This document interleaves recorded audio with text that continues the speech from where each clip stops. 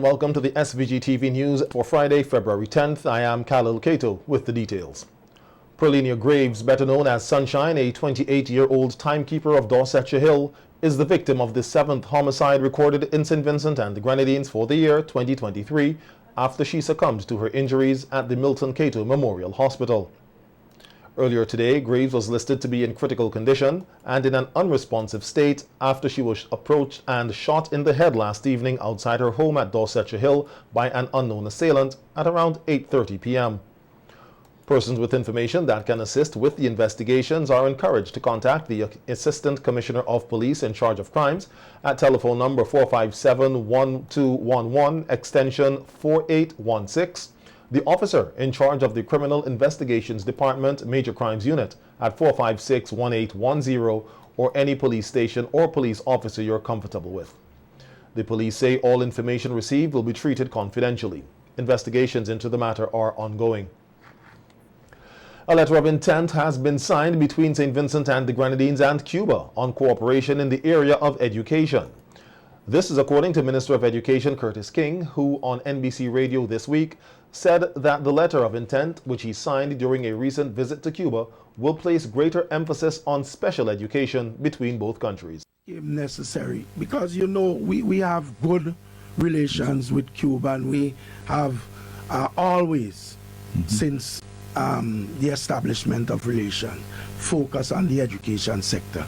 So in a sense, this letter of intent is enhancing that cooperation. Right. Last year, I had gone to Cuba with the Prime Minister, and while I was there, I had long and lengthy discussions with the Ministry of Education in Cuba, and the area of focus was on special education. Okay.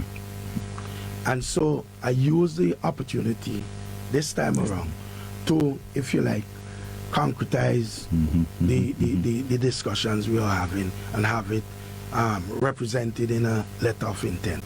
Minister King said while the focus will be on special education, the level of cooperation will extend into other areas of education. Vet is also an area.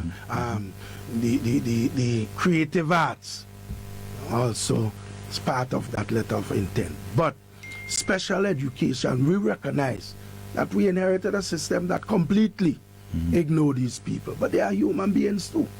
And if we are talking about inclusiveness in our education system, then, and if we are talking about no child shall be left behind, then we have to cater to the needs of these persons.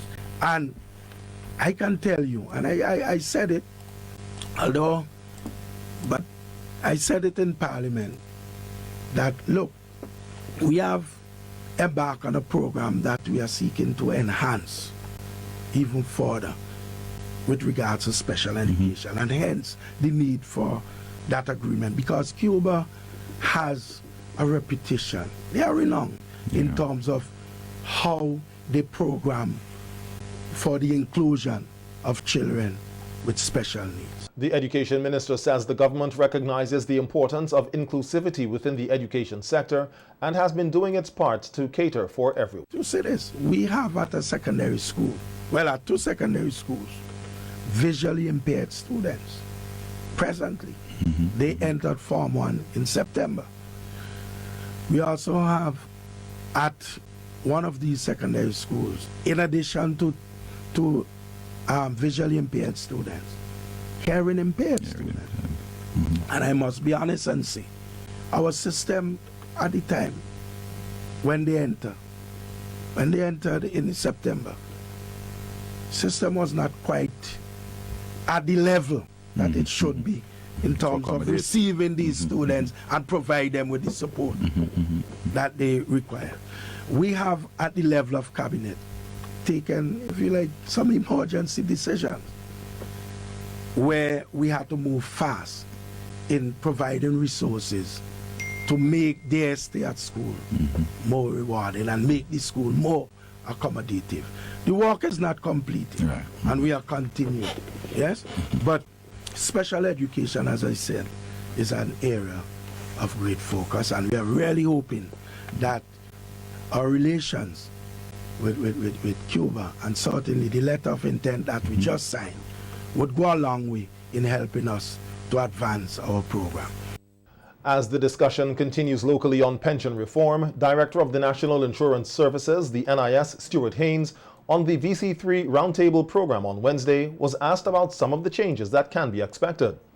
While not specifying the changes that are to be made, Haynes said an independent actuarial review of the fund, which is done every 3 years, provided some recommendations that can help improve its sustainability. We look at Social Security and St. Vincent design. We could look around, for instance, you get a pension because a promise to pay based on the number of years you contribute. So what you can do, you can increase the number of years you contribute. For instance, now, in 2014, we made a change, so we contribute in 13 now. It's essentially we're going to 15 years of contribution by 2028. All right? So that's one element. You also could change the reference wages. So currently we pay a pension percentage based on your wages, the best 5 out of your entire work history. One could say you could look at your whole career average and you determine your wage there. Then we design in sort of a front-end loaded.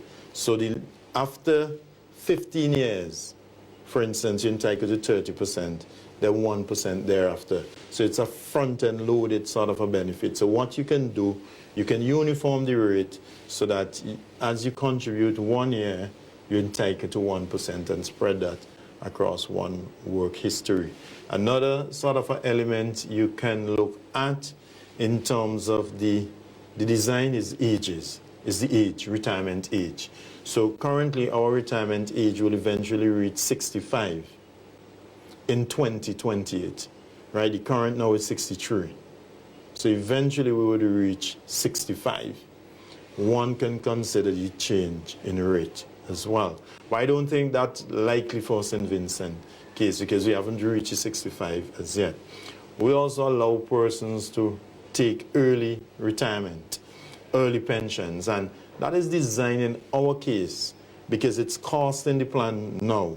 But that is designed in our case because not all employers have aligned their retirement age with NIS pensionable age. So what you would have essentially is that if we only allow persons to get the pension at the pensionable age, it means persons who retire 60 may have to wait 3 years. And that kind of mangles our principle of poverty alleviation. So we had to keep it, we had to preserve that early age pension so that those persons could take the pension early, but as a reduction. So the adjustment factor is 6%. One can consider increasing that. The NIS director says on the finance side, consideration could also be given to an increase in the contribution rate, which now stands at 10%. In a way you pay at a maximum of 4,330. You could increase that, let us say, to 5,000. Right? That's another way. But that's two-edged because we'll get more income in the short term, but your benefit in the long term will be a function of that unless you make some changes to that. Then our coverage, the self-employed now is voluntary. One could change the law to make it mandatory because the reality in terms of the labor market dynamics. But will you be able to manage that? Is that, well, managing it will be a challenge because that is what our regional colleagues are experiencing. However, the coverage would increase from mandatory coverage. And mandatory coverage also means that is from the solidarity principle, meaning that there's some opportunities for us to improve so we can make the design very relevant for the self-employed sectors. So these are the suite of things we can consider. I'm not at liberty now to talk about what exactly we recommend because that will be the decision of Parliament to determine that. But if you want a more sustainable system, these are some of the typical measures you would adopt. On why there has not been any increase in pensions over the last 10 years, Haynes says pension increase is a function of affordability. And while their asset base has grown to about 24% of the GDP, with increased coverage of just over 45% of the population, like any other social security institution, there are some challenges and they have to first create a financial balance. Because currently the plan is financially imbalanced, right? and you're making changes. So if you increase pension too fast, then it's a burden on the future generation. And the objective of any sort of a pension plan is to make sure, one, the benefits you pay are adequate, and based on the last actuarial valuation, we passed the adequacy test in terms of benefit adequacy, but we had affordability challenges. So if your actuarial assessment reveals that, what you're going to do is you're going to hold an increase in benefits and try to make adjustment to the contribution rate, right? So you do that benefit adequacy test. But the objective is that we want this system to be sustainable, and it's all about society. And as I mentioned, it's an intergenerational sort of a program. So if you increase benefit too fast and the contribution rate not increase, then what would happen? You're transferring a burden on generations to come. And I did speak to the whole generosity of the pension plan, because when we look at a simple calculation, within 2 years you get back all your contribution. It's by design generous, right? So we're trying to strike that sort of a financial balance. We want to ensure that the benefits we paid are dignified, so we're going to do the adequacy test. But we also want to ensure that the contribution rate is affordable by the current workers and also future workers. The Minister of National Mobilization, Housing and Informal Human Settlements, Orlando Brewster, says they are moving swiftly to acquire the 50 prefabricated houses which have been purchased from Guyana for families in the red zone whose homes were destroyed by the volcanic eruptions in April 2021. Speaking on the matter on NBC Radio's Face-to-Face program earlier this week, Minister Brewster says they have set up 2 technical teams locally to work along with persons in Guyana on the houses, and they have been moving at lightning speed on the process to get the 50 houses to SVG. Noting that they are having numerous requests for the houses locally, Minister Brewster said they are hoping to exhibit samples of the houses' structure by April. We would make the recommendations, we would open the avenues to have some of these homes constructed here.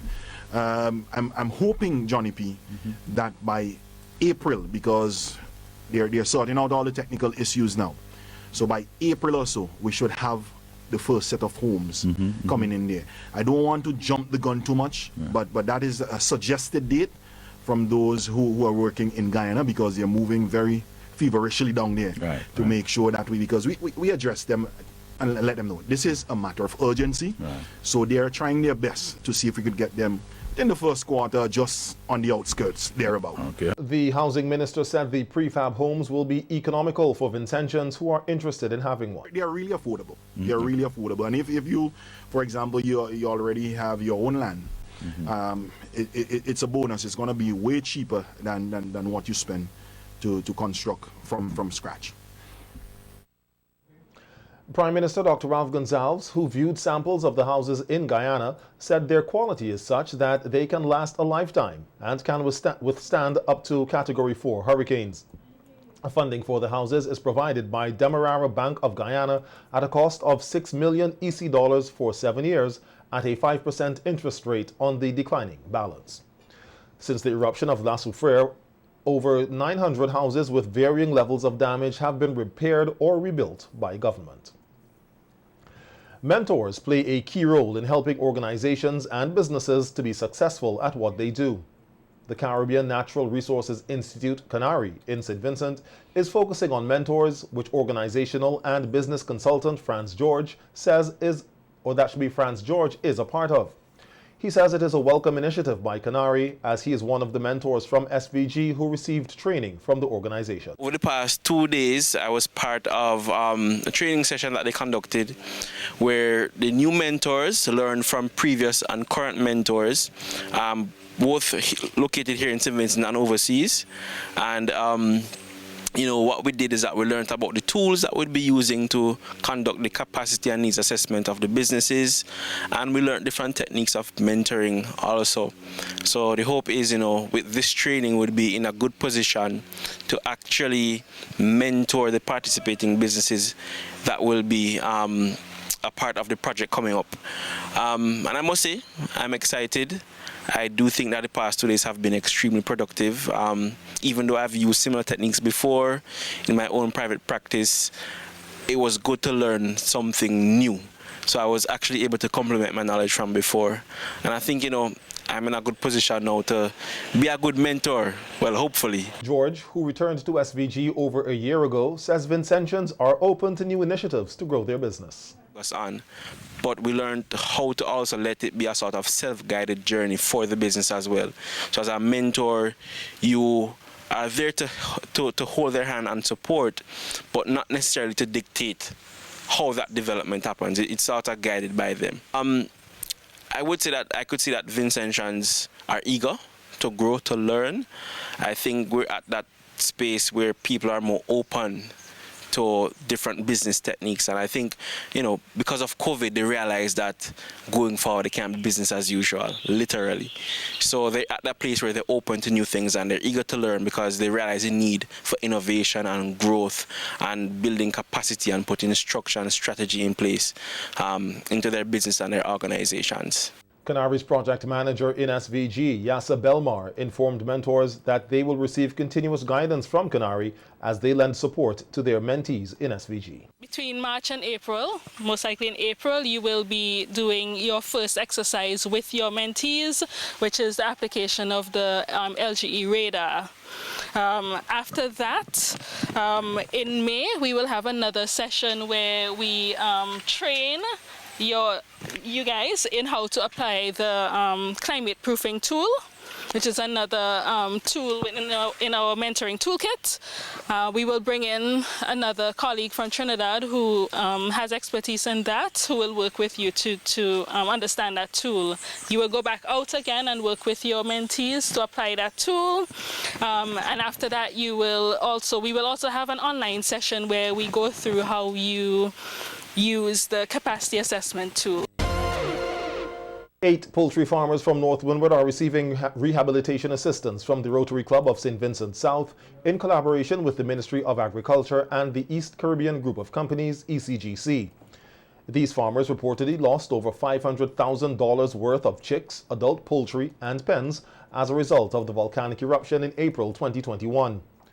President of the Rotary Club of St. Vincent South, Kurt Duggan, said that they stepped into action immediately after the eruptions and through disaster relief funding donations have been assisting people in North Windward and North Leeward. Grenadines would have sustained a lot of damage after the eruption of the Lasso-Frere volcano. Rotary Club of St. Vincent South stepped into action immediately after, assisting persons in the red zones on the leeward side and the windward side. We would have seen gaps on our assessments early on and would have gone through to the Ministry of Agriculture to seek assistance or see where they need assistance in their efforts out there as well. They told us that the poultry farmers sustained a lot of damage from the ashfall, so we stepped into action. We would have assisted with materials through funding to build or rebuild the pens that were damaged, heavily damaged by the ashfall during that time. As you can see, a lot of the pens look newly finished. We would have assisted with funding for the rehabilitation of a lot of these pens. In conjunction with the bags of feed, farmers will be getting technical assistance from ECGC. Veterinarian and Technical Product Manager at ECGC, Dr. Tahoma Richards, expressed her delight in being able to partner with the Rotary Club of St. Vincent South to assist poultry farmers in SVG. She said ECGC cares about farmers and is happy to invest in them. We are quite happy to be working along or assisting the Rotary Club South with this venture to help the farmers. We care about the farmers, and my role, other than just giving them feeds, I'm a veterinarian, a trained veterinarian and a zootechnist.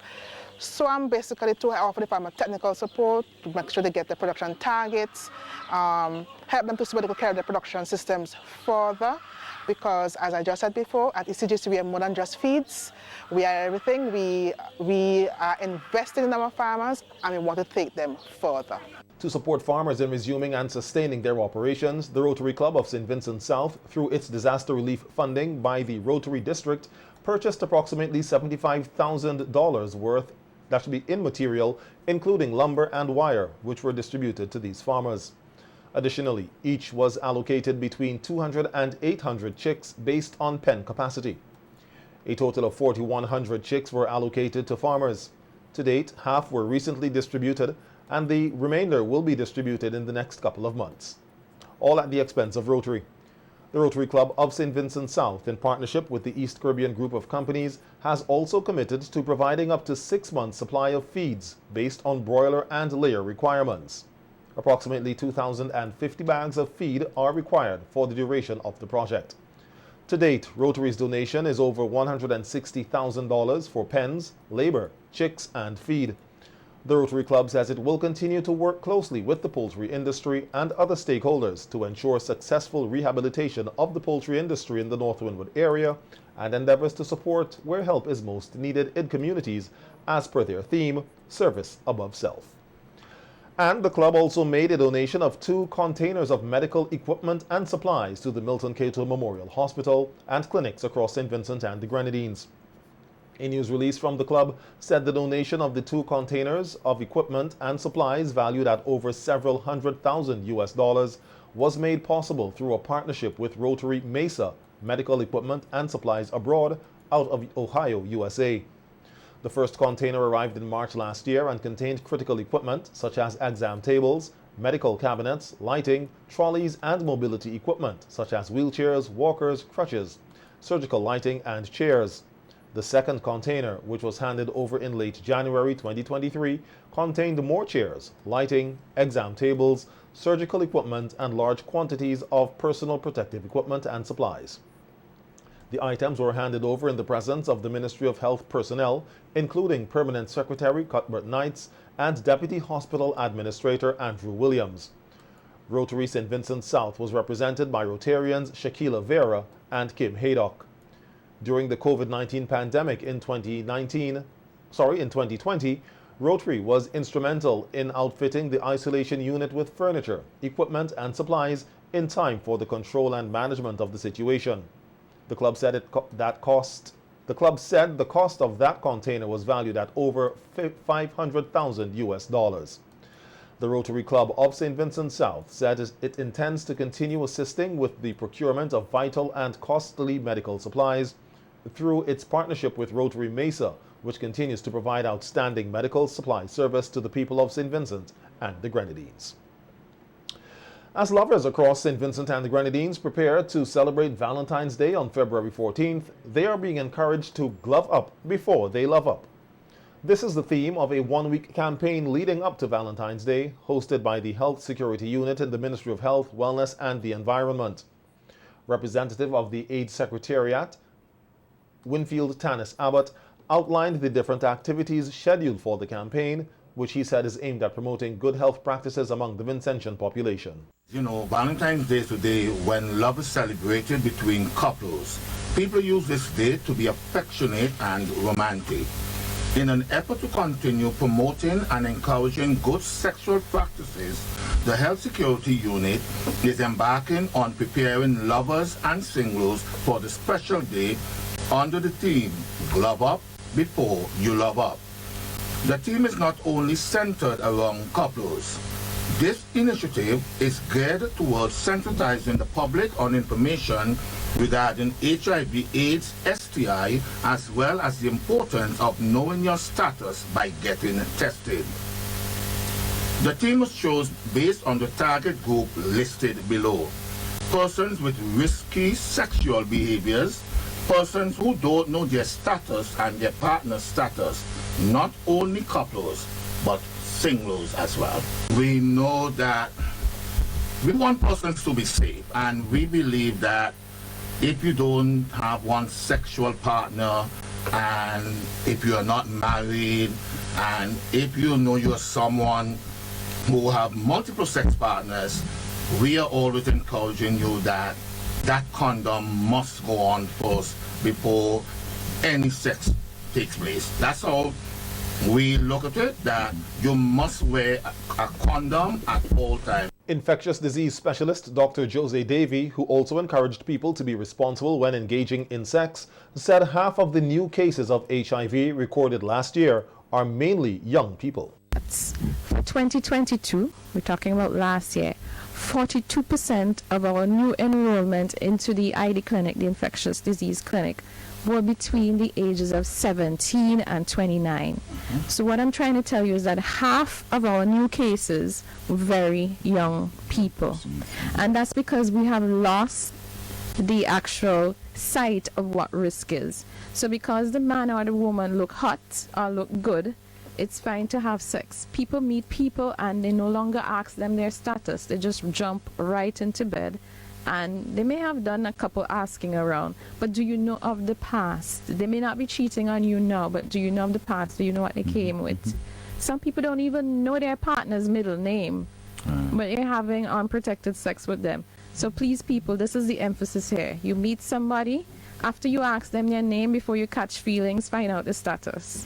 Because after you've caught that feeling, you're already in too deep and you're already having unprotected sex with that person. So that is where I want to focus, the risk and knowing what you should do up front. Okay.